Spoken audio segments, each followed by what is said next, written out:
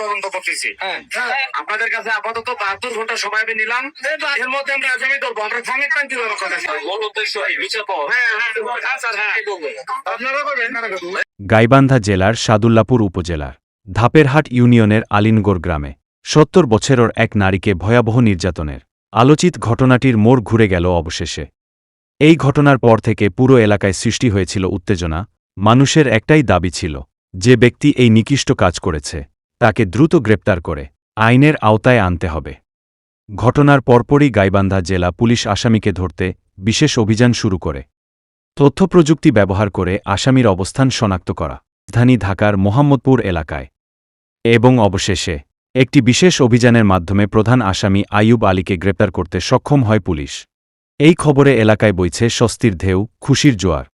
এদিকে গ্রামের সাধারণ মানুষ থেকে শুরু করে ভুক্তভোগী বৃদ্ধা নারীর পরিবারের সদস্যরা